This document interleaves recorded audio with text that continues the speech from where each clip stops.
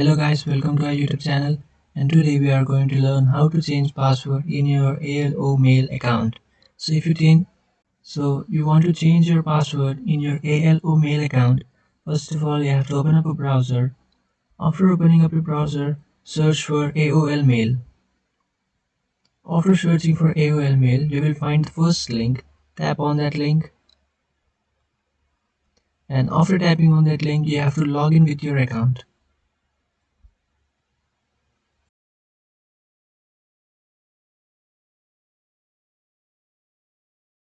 So after tapping on AOL Mail, tap on Home, which is on the right,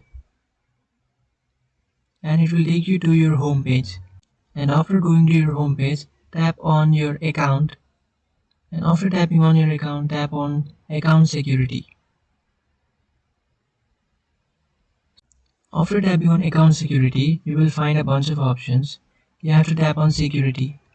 After tapping on Security, scroll down and you will find Change Password option over here. Just tap on Change Password, and now you have to enter your new password.